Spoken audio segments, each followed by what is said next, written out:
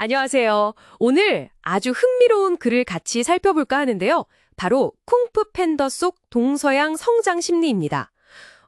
특히 쿵푸 팬더 포까지 이어지면서 주인공 포의 성장을 동양 철학, 또 미학의 관점에서 분석했더라고요. 이게 참 신선했어요. 네, 맞습니다. 이 글은 그 동양적인 사고, 그러니까 관계나 속성을 중시하는 거랑 또 서양의 어떤 개별적인 실체 중심 사고가 있잖아요. 네네. 그게 미학이라는 틀 안에서 어떻게 만날 수 있는지를 잘 보여줘요. 그리고 쿵푸 팬더 시리즈, 특히 4편까지 완성되면서 포의 성장을 통해 이 융합을 아주 잘 그려냈다고 보고 있죠. 그냥 재밌는 애니메이션 이걸 넘어서 동서양 사상이 녹아있는 깊이 있는 성장 이야기로 볼 수 있다. 뭐 이런 거군요. 그렇죠. 그럼 그 분석의 핵심 열쇠, 찬지인 사상부터 좀 풀어볼까요? 이게 동양 우주관의 지분 틀이라던데 정확히 어떤 개념이에요? 네, 좋은 지점이네요. 천지인이라는 게 세상을 보는 동양적인 하나의 틀인데요. 쉽게 비유하자면 하늘, 천은 어떤 무한한 가능성, 에너지, 뭐 그런 파동 같은 속성이고요. 가능성. 네, 그리고 땅, 지는 그 하늘의 기운을 받아서 구체적인 형태, 그러니까 실체를 만들어내는 그릇 같은 거라고 보시면 돼요. 그릇이요? 네. 그리고 그 사이에서 즉 사람은 이 하늘과 땅을 잘 조화시키고 중재하면서 끊임없이 변화하고 또 성장하는 존재다. 이렇게 보는 거죠. 아하. 그러니까 가능태 천과 그것이 구현된 것 지, 그리고 그 둘을 통합하는 역동적인 존재 인으로군요. 이 글에서는 이 천지인 사상을 바탕으로 해서 유교, 도교, 불교, 심지어 서양 사상까지 연결해서 4가지 미학 이론을 제시한다고요. 그렇습니다.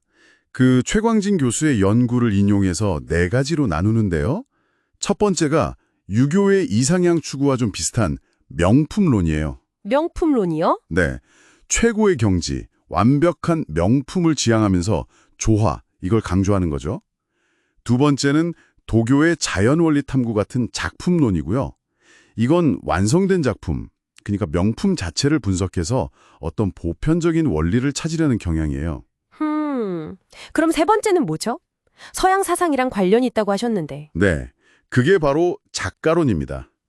여기서 뭐 서교라고 표현했는데 특정 종교라기보다는 개별 창작자의 독창성, 개성 이런 걸 중시하는 서양 사상의 관점을 의미한다고 봐야겠죠. 작가 자체에 초점을 맞추는 거군요. 작품 간의 차이를 보고. 맞습니다. 그 작품을 만든 작가에게 집중하는 거죠. 그리고 마지막은 불교의 근원 탐구와 좀 유사한 존재론입니다. 개별 작가나 작품 이런 걸 넘어서서 더 근원적인 존재 자체에 주목하는 관점이에요. 명품 추구, 작품 분석, 작가 개성, 그리고 근원 존재라. 와, 이 4가지 틀로 쿵푸 팬더 시리즈를 보면 포의 성장이 정말 입체적으로 보이겠는데요. 1편부터 한번 적용해 볼까요? 네, 정확해요. 쿵푸 팬더 2를 보면 포가 용의 전사라는 이상적인 목표, 즉 명품을 향해 나아가잖아요. 네네.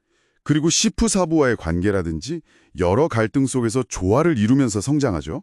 이게 딱 명품론, 유교 단계에 해당해요. 뭐 매슬로우 욕구 단계로 보면 안전 욕구에서 인정 욕구로 나아가는 모습, 이것과도 통하고요. 그렇군요. 그럼 2편에서 포가 자기 출생의 비밀을 알게 되고 그 과거랑 화해하면서 내면의 평화를 찾잖아요. 이건 그럼 작품론인가요? 용의 전사라는 작품? 즉 자기 자신의 근원을 탐구하는 것처럼요? 바로 그거죠. 작품론 도교 단계라고 볼 수 있습니다. 자신이 어떻게 만들어진 작품인지 그 기원을 묻고 과거의 상처와 화해하면서 존재의 의미를 더 깊이 이해해가는 과정이니까요.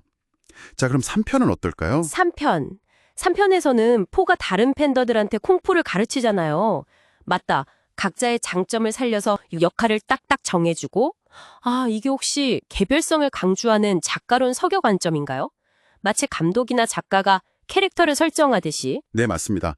자신이 터득한 길을 바탕으로 다른 존재들, 그러니까 팬더들의 잠재력을 끌어내고 각자의 역할로 분화시키는 모습, 교육자로서의 면모가 드러나는데 이게 작가론과 연결된다는 거죠. 그리고 마침내 4편은 4편에서는 후계자를 찾아야 하고 자신은 영적 스승으로 한 단계 더 나아가야 하는 그런 과제를 받죠. 심지어 과거의 악당들까지 변화시키는 모습을 보면 이건 개별적인 성장을 넘어선 뭔가 더 큰 차원 같은데요? 네, 그게 바로 존재론 불교 단계로의 진입이라고 이 글은 분석합니다. 자신뿐만 아니라 자신과 관계 맺었던 모든 존재들, 심지어 적들까지도 성장을 이끌면서 더 근원적인 차원으로 나아가는 좀 초월적인 모습을 보여주죠. 모든 걸 포용하고 본질로 돌아가려는 움직임이군요. 네, 그런 움직임으로 해석할 수 있습니다. 와, 이렇게 보니까 1편부터 4편까지 포의 성장이 그 네 가지 미학 이론이랑 딱 들어맞으면서 동서양 철학이 정말 자연스럽게 녹아든 하나의 거대한 이야기로 읽히네요. 정말 놀라운 분석인데요? 그죠? 이 글은 쿵푸 팬더 시리즈가 단순한 오락 영화를 넘어서서 동서양 문화가 아주 성공적으로 혼합된 뭐랄까 하이브리드의 훌륭한 사례라는 점을 강조하고 있어요. 특히 이 미학적인 틀을 통해서 각 편의 의미 그리고 포의 성장 과정이 아주 일관되게 설명된다는 점이 상당히 설득력 있죠. 네, 오늘 쿵푸 팬더 속 동서양 성장 심리 분석을 통해서 우리가 익숙하게 봤던 쿵푸 팬더를 정말 새롭고 깊이 있는 시각으로 다시 보게 된 것 같습니다.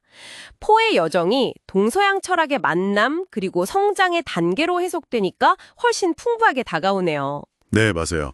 동양의 천지인 사상이나 유불도 사상이 서양의 미학적인 관점과 만나서 이렇게 대중적인 작품 안에서 설득력 있는 성장 이야기로 구현될 수 있다는 점이 참 흥미로운 것 같습니다. 문화적인 융합이 어떻게 새로운 가치를 만들어낼 수 있는지 잘 보여주는 예시라고 할 수 있겠죠? 어떠셨나요, 여러분? 우리가 그냥 당연하게 생각하고 즐겼던 이야기나 주변 현상 속에도 어떤 렌즈, 어떤 관점으로 보느냐에 따라서 이렇게 숨겨진 의미들이 드러날 수 있는 것 같습니다. 혹시 여러분의 삶이나 아니면 주변의 다른 이야기 속에서도 이런 동서양의 만남이라든지 혹은 오늘 이야기 나눈 이런 성장의 단계를 발견할 수 있지는 않을까요? 잠시 한번 생각해 보시는 것도 재미있을 것 같네요.